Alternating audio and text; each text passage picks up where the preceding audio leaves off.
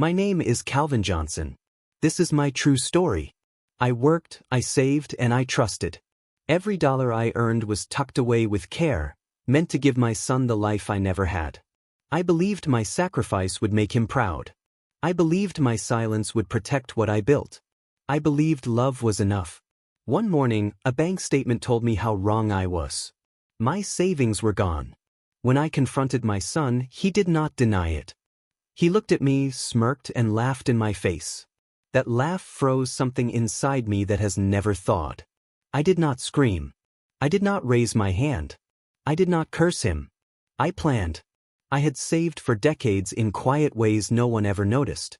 Every paycheck I brought home, I set a little aside. Some weeks it was a few dollars, some weeks loose change, sometimes nothing at all when rent or food swallowed everything. But I always saved something. I used envelopes at first, tucked into drawers, dates written in pen at the corner. Later, when I opened a bank account, I kept the same habit. Deposits so small they looked meaningless, but over time they grew into something solid.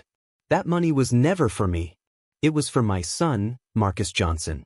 When he was a boy, I would sit him on my knee at the kitchen table and spill coins across the surface. I showed him how to stack them, how pennies turned into nickels, nickels into dimes, dimes into dollars. He laughed like it was magic. I believed those lessons would grow with him.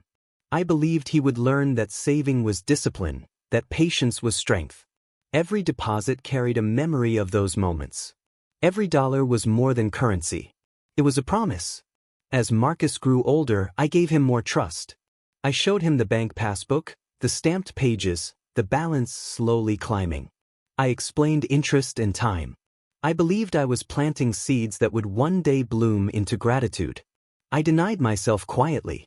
I wore the same shoes for years so I could add to that account. I ate simple meals when I wanted more. I patched coats instead of replacing them. When coworkers took vacations, I stayed home. When neighbors bought new televisions, I kept mine old. I told myself it was worth it. One day, my son would see what I had built and understand how much I loved him. That account was my life measured in numbers. It was the late nights walking home in the cold after extra shifts. It was early morning before sunrise. It was meals skipped and comforts denied. Every cent was meant for Marcus. So when I saw the missing balance, when I saw the withdrawal slip with my son's name signed across it, something inside my chest cracked. The banker looked at me with pity. She slid the paper across the desk. I read Marcus's name again and again, hoping it would change. The numbers were gone. Years were gone. Dignity was gone. This was not just theft. It was betrayal. My hands shook as I walked home. I wanted to believe there was an explanation. Maybe it was a mistake. Maybe he needed it for something urgent. But deep down, I already knew the truth. He took it because he could. Because he believed my silence meant weakness. When I laid the paper in front of him at the kitchen table, he barely looked surprised. For a moment, I hoped I would see shame. Instead, he leaned back and laughed. Not nervously. Not with regret.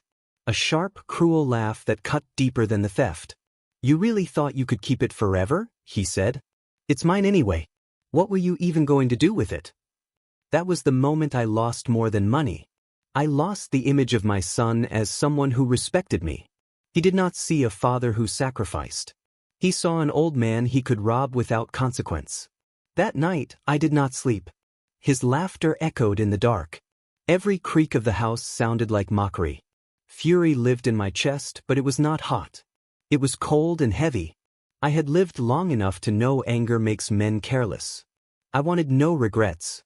I wanted a result. At dawn, I put on my coat and walked to the bank. I spoke softly. I asked for statements, transfer records, account histories. I read them until my eyes burned. Marcus had taken the money at night, moved it through different accounts, spent some, saved some, showed some off. It was not desperation. It was a pleasure. I wrote everything down. Names, dates, banks, transactions, rage rushes, paper wins. I went to a lawyer named Thomas Reed, a man who understood quiet men. I laid the documents on his desk and said, "My son stole my savings. I want it handled by the law." I did not cry. I did not dramatize. Facts were enough. We moved carefully. Accounts were flagged. Access was removed. New accounts were opened in my name alone. Small steps tightened the net without alerting him.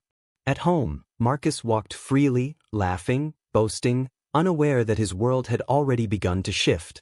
Calls were made. Letters sent. Partners were asked for proof. Contractors were questioned. I said nothing. Silence became my weapon. I watched him grow uneasy as doors closed quietly.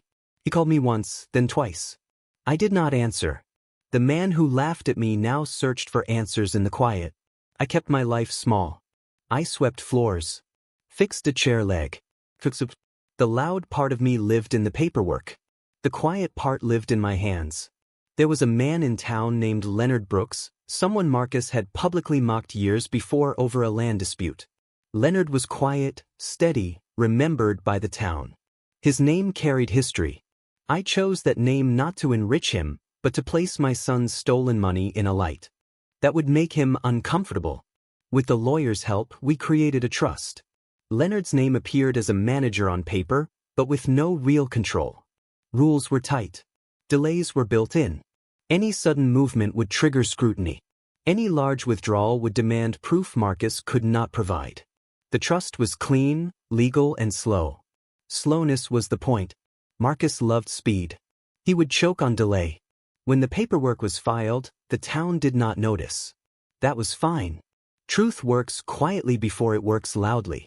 Marcus continued spending, buying, boasting. He believed money made him untouchable.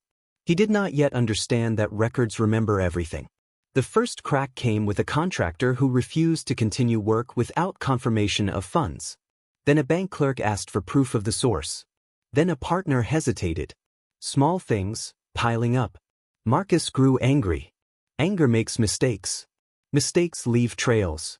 By the time he realized something was wrong, the rules were already set. The money he stole was locked behind law and patience. The laughter that once protected him faded. I did not celebrate. A father does not cheer the fall of his child. But I did not stop it either. Justice is not loud. It is slow. It uses paper, witnesses, stamps, and time. And it always arrives when a man believes he is safe. The plan was in motion. The silence had begun to speak. The change came faster than I expected, not because I rushed anything, but because rules move quietly until they do not. One morning Marcus woke believing he still owned the day. By nightfall, he understood that ownership requires proof. The first clear sign was his car. A tow truck arrived without warning. A payment he believed cleared had been flagged. The account behind it could not confirm the source. Neighbors watched from their windows as the car was taken away. Marcus stood frozen on the sidewalk, shouting explanations that no one accepted. Creditors followed. They came with letters first, then calls, then visits. They wanted documents, receipts, contracts. Marcus had stories. Stories do not satisfy men who deal in records. The town began to notice. Bank clerks whispered. Office workers spoke in low voices during lunch. In small American towns, silence travels faster than sound. Marcus tried to laugh it off at first. He bought drinks for people who still showed up. He told jokes. He spoke loudly about bad luck and misunderstandings. But the applause faded quickly. People drifted away when the questions stayed unanswered. His wife, Denise Johnson, felt it next. Cards declined at the register. Calls unanswered. Invitations stopped. She packed a bag one night and left for her sister's place outside Birmingham. She said she needed time. Time is what people ask for when trust has been shaken. I did not interfere. I did not explain. I did not defend myself. The law does not need witnesses who shout. It needs documents that stand. Leonard Brooks, whose name sat on the trust, began receiving questions he could not answer. He was not a man built for paperwork. His confusion drew attention. Attention brought scrutiny. Scrutiny brought inspectors. That was when the structure did what it was designed to do. Any irregularity demanded clarification. Any sudden request triggered delays. Every delay raised another question. Marcus tried to force movement. He attempted to shift funds through acquaintances. The trustees blocked the requests. He demanded explanations. They asked for proof. He had none. Panic replaced arrogance. He began calling people late at night. His voice cracked. He asked for favors he once mocked. Men listened, then declined. Pride is a coat that looks strong until winter comes. Then it splits at the seams. Contracts dissolved. Deals were canceled. Men who once stood beside Marcus now stepped back. No one wants their name near uncertainty. One afternoon, a partner brought a lawyer to a cafe in Montgomery. Papers were laid out in public. Questions were asked. Marcus stammered. People watched. The room grew quiet. That was the moment the town understood. The man who bragged about success had built his life on something stolen. The story changed shape in everyone's mouth. I heard about it secondhand. I did not go to see it myself. I already knew how it would look. Marcus came home that night pale and shaking. He slammed doors. He cursed shadows. Rage cannot rewrite records. His phone stopped ringing. Friends disappeared. The silence he once mocked became his only company. I sat at my window and watched the streetlights come on. I felt no joy. Only weight. A father does not stop loving. Love does not disappear when trust dies. It changes into something painful and quiet. I remembered the boy Marcus once was. The small hands. The questions about coins. The promise that he would take care of me one day. Those memories stayed alive even as new ones burned beside them. Revenge does not heal. It only balances the scale. What it gives in justice, it takes in warmth. The house grew empty. Holidays passed without calls. The table stayed unused. Silence became permanent. People in town treated me differently. Some nodded with respect. Some avoided my eyes. They knew something had happened, even if they did not know everything. At night, I asked myself if I had gone too far. Then I remembered the laugh. The smirk. The way he dismissed decades of sacrifice. I had not struck him. I had not cursed him. I had used the law. The same law that protects any man who works honestly. Marcus lost what he built on stolen money. That was not cruelty. That was the consequence. His marriage collapsed quietly. Denise never returned. She filed papers and moved on. His reputation followed him wherever he went. Names linger longer than money. The trust remained untouched. The money no longer tempted anyone. It sat where it belonged, guarded by rules instead of trust. I lived small and steady. I fixed things around the house. I cooked simple meals. I drank tea by the window. Peace came, but it was cold. Lonely. Honest. I did not regret my choice.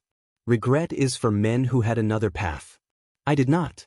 Marcus had taken my life's work and laughed. That laugh made the decision for me. The end came without ceremony. No final argument. No apology. No reunion. My son's name became tied to failure instead of success. That was the mark he chose. I kept my dignity. That was the only thing I ever wanted back. The law had been my hammer.